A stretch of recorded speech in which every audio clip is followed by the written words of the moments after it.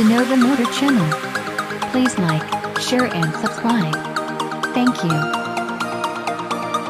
There's an undeniable sense of juvenile joy that comes from zipping around the streets on a mini bike, and the fact that more manufacturers are jumping on the bandwagon shows that the market has true potential. With Honda's Grom a huge seller, and Kawasaki hot on their heels with the Z125 Pro, it was only a matter of time before we saw more entries from other notable marques. Kymco Spade 150 seemed to appear out of nowhere, but is it a sizable competitor? Small bike, big attitude. Right off the bat, Kymco decided to give the Spade just a bit more oomph than the others with an air-cooled, 149cc, 4-valve, single-cylinder engine that produces a claimed 12 horsepower, the sound from which terminates in a rather large and humdrum-looking muffler. It's not exactly the peppiest thing in the world, but it gets you up and moving at a decent pace. At your feet, you'll find all the standard motorcycle controls exactly where you'd expect them to be, a shift lever which allows you to toggle between any of the 5 gears available. That's one more gear than both the Grom and Z125 Pro, and a rear drum brake. Your left hand is given the task of managing the incredibly light clutch, while the right hand engages the front disc brake, which lacks ABS.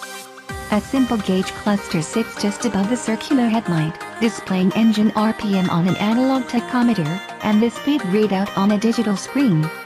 The cluster itself is basic, almost cheap feeling, but it gets the job done. The Spade has a 1.6-gallon steel tank that's vaguely reminiscent of a design seen on smaller Japanese motorcycles from the mid-70s. It's larger than that of the Grom, but still less than the Z125. A bench-type seat rests just behind it, rounding out the tail section rather eloquently.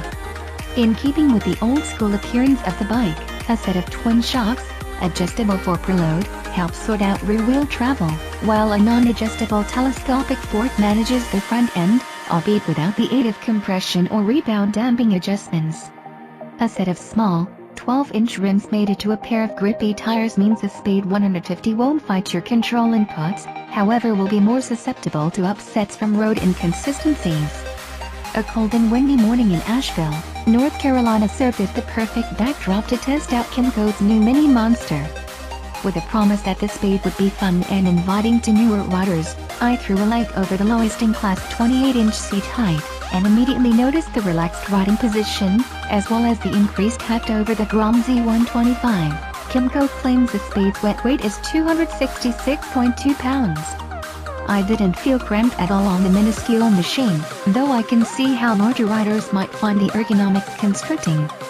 The lightly sprung suspension soaked up most of the road's irregularities without much fuss, only the occasional deep rut or lurking pothole causing the fork to bottom out, more akin to the Grom's bouncy suspension, one area the Z125 improved on.